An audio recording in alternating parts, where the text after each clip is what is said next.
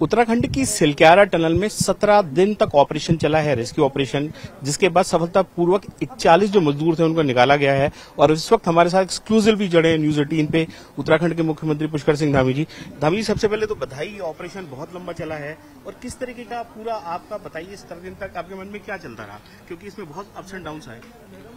देखिए, बहुत कठिन था, बड़ा चुनौतीपूर्ण था और अंततः सफलता मिली है। और मैं इसमें सभी जिन लोगों ने भी इस रेस्क्यू अभियान में अपना योगदान दिया है, अपना सहयोग दिया है, उन सभी का धन्यवाद करना चाहता हूं। एक एक एजेंसी का, भारत सरकार की, राज्य सरकार की, हमारे विशेषज्ञों का, वैज्ञानिकों का, विदेश से आए हुए जो हमारे विशेषज्ञ थे उनका भी, और छोटे से छोटा और बड़े से बड़ा काम करने वाला स्थानीय लोगों का भी, जिन्होंने अपना सहयोग प्रदान किया। और हमारे प्रधानमंत्री आदरणीय नरेंद्र मोदी जी का, कि जिन्होंने प्रत्येक दिन इस अभियान की पल पल की जानकारी ली और कैसे अभियान चलाना है, लगातार हमारा प्रोत्साहन किया।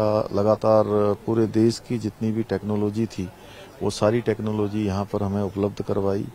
ये पहला शायद ऐसा अभियान होगा, मैं समझता हूँ कि एक दिन भी 16 दिनों तक, 17 दिनों तक अभियान चला है और एक दिन भी ऐसा नहीं हुआ जिस दिन उन्होंने चिंता न करी हो।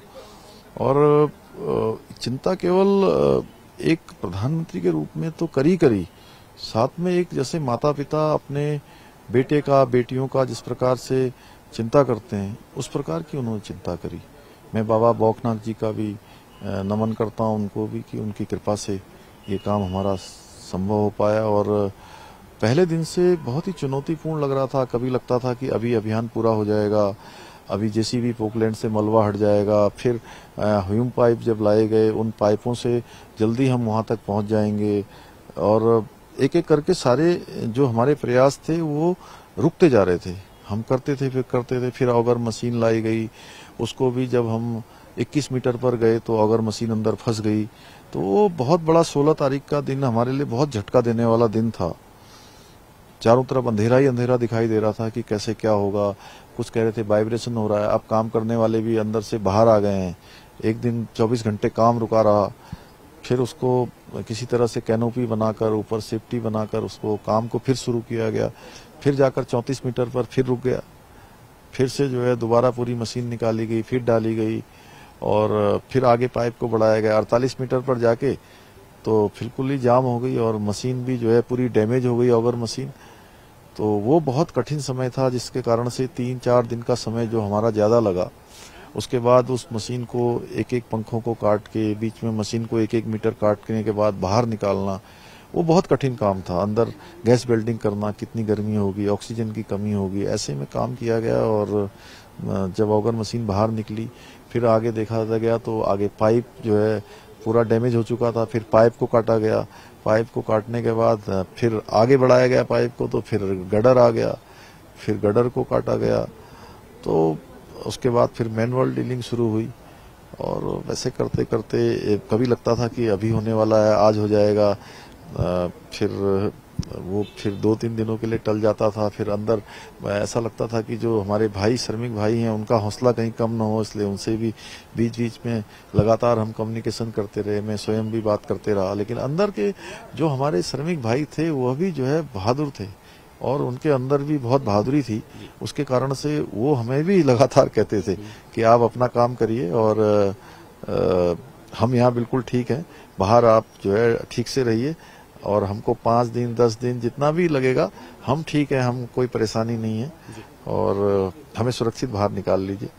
अंततः भगवान की कृपा हुई, हमारे प्रधानमंत्री जी के मार्गदर्शन में ये हमने कठिन से कठिन जो अभियान था ये पूरा हुआ। अच्छा मुख्यमंत्री, अब इस टनल से, क्योंकि पूरा ऑपरेशन जिस तरीके से चला है, अब इस टनल का क्या होगा, इस प्रोजेक्ट का क्या होगा, ये एक बड़ा सवाल है। नहीं, देखिए, भारत सरकार ने सभी टनल प्रोजेक्ट जितने भी देश के अंदर चल रहे हैं सबकी सेफ्टी ऑडिट का आदेश कर दिया है और हमने भी कहा है कि राज्य के अंदर जितने भी हमारे इस प्रकार के टनल के प्रोजेक्ट हैं उन सबकी हम समीक्षा करेंगे। सर, ये साल की शुरुआत जोशीमठ आपदा से हुई, वो भी एक सरकार का बड़ा टेस्ट था। दूसरा ये आपदा इस साल जाते जाते, इन दोनों आपदाओं के बीच में आपका अनुभव कैसा रहा? आपने इसमें क्या लर्निंग सरकार के लिए या बाकी आने वाले प्रोजेक्ट्स के लिए भी रही? देखिए, आपदा किसी एक कारण आपदा का नहीं होता है, आपदा तो आपदा है। मैं यही कहना चाहूंगा कि ऐसे समय में सभी के जो बातें हैं, सभी के जो प्रयास हैं, सभी की क्रिया प्रतिक्रियाएं हैं, वो एकीकृत होनी चाहिए। और एकीकृत होने से एक दिशा में प्रयास होता है और आपदाओं का प्रभाव भी कम होता है। हम अपने जो प्रयास करते हैं वो भी सफल होते हैं। जी, ये सारा जो रेस्क्यू ऑपरेशन चला है आपका, सारी एजेंसियां रही हैं, फाइनली आपको क्या लगता है किसको क्रेडिट इसका जाना चाहिए, इस पूरे ऑपरेशन का? जिन्होंने काम किया है दिन रात, उनको सरकार का भी कोऑर्डिनेशन रहा, प्रधानमंत्री कार्यालय का भी कोऑर्डिनेशन रहा। देखिए, मैंने कहा कि एक एक श्रमिक भाई का जिन्होंने इसमें योगदान दिया है, एक एक एजेंसियों के लोगों का, एक एक व्यक्ति का, भारत सरकार का, पीएमओ का, राज्य सरकार के लोगों का, सभी हमारे सेना के लोगों का, आईटीबीपी, एसडीआरएफ, एनडीआरएफ, जो भी लगे हुए थे, सभी का मैं धन्यवाद करता हूं और सभी ने अपना योगदान दिया। विशेषकर से मैं आदरणीय प्रधानमंत्री जी का, कि आपदाएं पहले भी आती रही हैं। ये देश के आजाद भारत के पहले प्रधानमंत्री आदरणीय मोदी जी हैं, जिन्होंने अपने परिवार की तरह उन श्रमिक भाइयों की चिंता करी है और उनका ही इतना बड़ा संबल था कि हम इसको पार कर पाए, इसमें सफल हो पाए। जी, बहुत बहुत धन्यवाद। तो ये थे उत्तराखंड के मुख्यमंत्री पुष्कर सिंह धामी, जिनका साफ कहना है कि जितने भी प्रोजेक्ट्स उत्तराखंड में चल रहे हैं उन पे काम जारी तो रहेगा, लेकिन उनका रिव्यू भी समय समय पे होता रहेगा।